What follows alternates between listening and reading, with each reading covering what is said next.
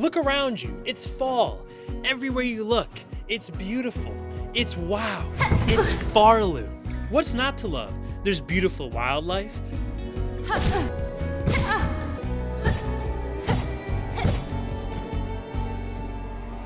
Spectacular cities. You know, dude, I'll come back. Then what's down here? That is troll. I did. And great people everywhere you go.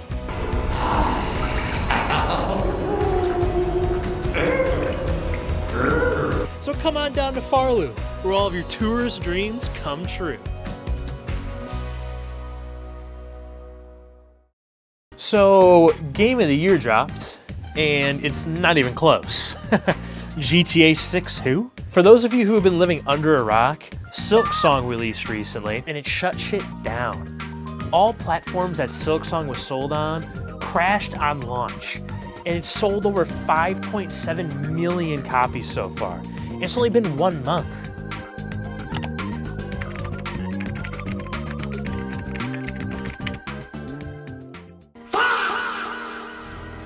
It's only been 1 month. Team Cherry did it again, boy. They were like, oh, you like Hollow Knight? Well, here's Hollow Knight, but 10 times better. And I thought that they couldn't surpass Hollow Knight, but boy, did they. This world, man, oh my God. I thought that the world and its inhabitants in Hollow Knight were great, but Silksong just took it to a whole new level. And I could be wrong, but I kind of feel like the world is bigger. And I feel like a large part of why I think that is because of how many times I got lost. Because I feel like there's only one fucking bench in each section of the map. This guy's got a little bit of a roll to him. Oh no.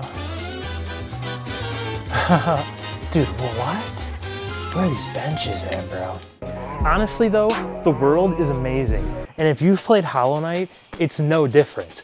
You slowly acquire pieces of the map as you play, and you buy the pieces from my favorite character in the entire game.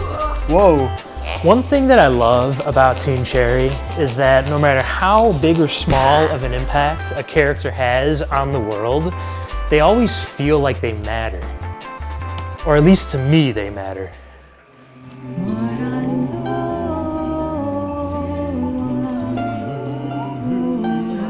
And because each character plays their own unique role in the world, it makes it feel more alive. And not many games pull that off.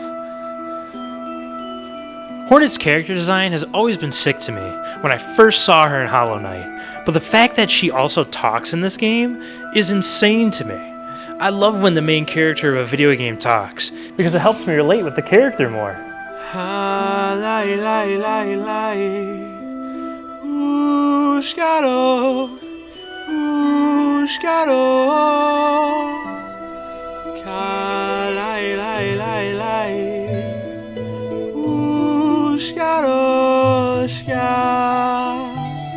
Beethoven who? Drake who?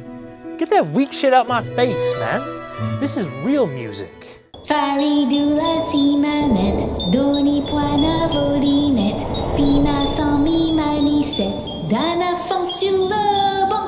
The music in Silksong is chef's kiss, man. This is what video game music is meant to be. Each area has its own unique music that really helps set the tone. The music and sounds help fuel your exploration of the vast world, and it helps form memories of encounters, whether it's with a boss that took you way too long to beat, or a character that left a lasting impact on your playthrough. The music here is spectacular, and without it, the game wouldn't feel the same. Bosses in Hollow Knight hit me for 1 health per hit, and no one bats an eye. But this fucking June bug hits me for 2 health, and society calls me insane for complaining. I thought the combat style was gonna be similar to Hollow Knight, which, don't get me wrong, there are some similarities, but for the most part, Hornet feels like her own character with her own unique combat style, not a dull clone of her predecessor. I wouldn't necessarily call them combos, but you do get access to multiple crests in the game. And the crests are basically different styles of combat, and each style has a unique attack variation and ability. Like, one has lifesteal, one grants more silk per hit, one swings slow, one swings fast. Each of their down attacks are different.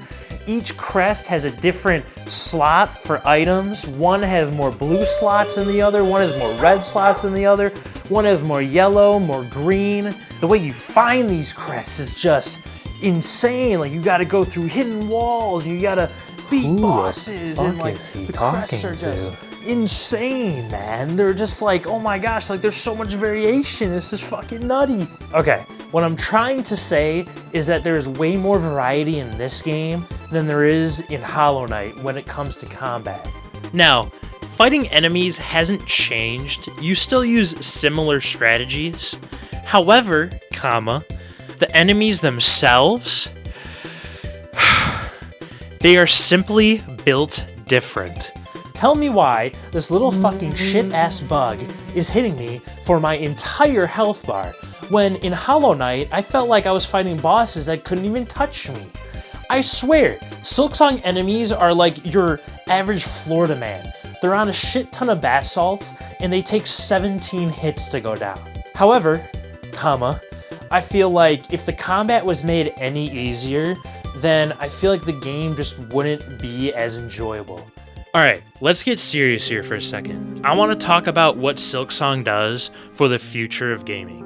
And not only Silksong, but I feel like other indie developers are putting out statements with their price points and game design. And I'm not sure if this is intentional, but I feel like these indie companies are slowly fighting back against the AAA studios that are expecting us to pay $100 for a half-assed product.